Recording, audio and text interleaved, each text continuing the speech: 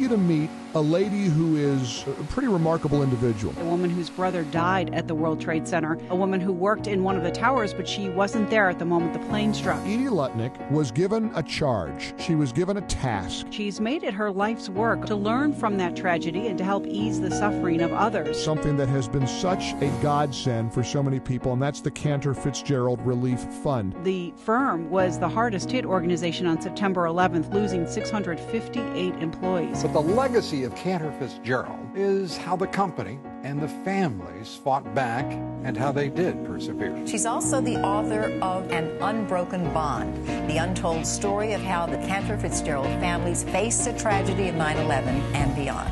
I had a mission, and that mission was that we were going to take care of these families any way that we could. Wouldn't you like to take one day a year and devote it to the problems of the world?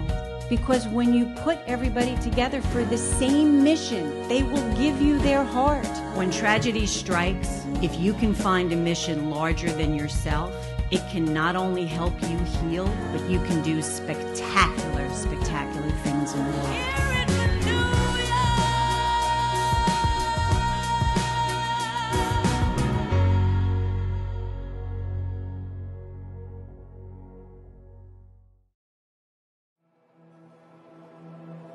When I was in high school, a boy in my class passed away.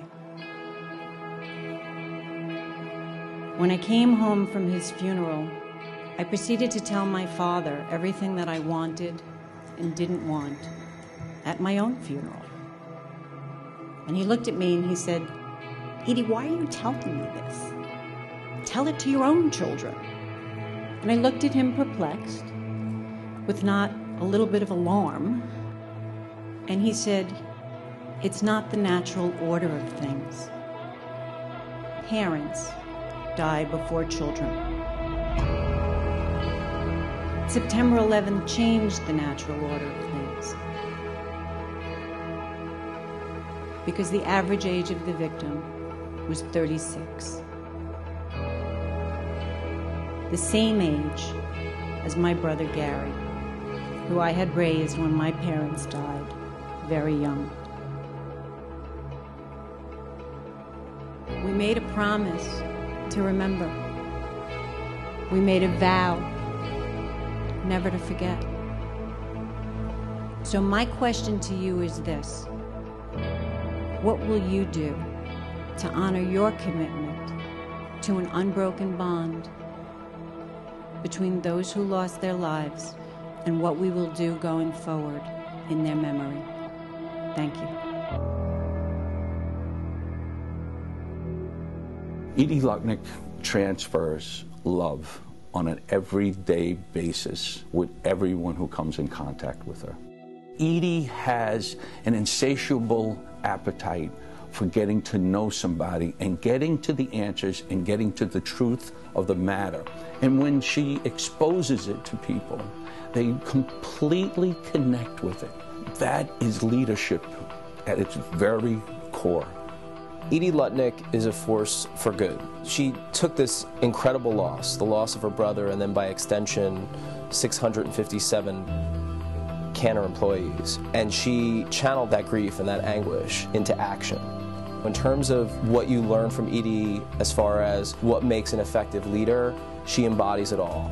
You know, she's somebody that listens, she's somebody that cares, she's somebody that works harder than anybody else around her. I mean, I don't know anybody else like Edie, truthfully speaking, and I know a lot of people and I'm very involved in a lot of things, but I really don't know anybody like Edie. She's searching, she's curious, she's compassionate, she's empathetic. There are very few performing artists that have what is called perfect pitch. Edie Lutnick's telling her story is perfect pitch.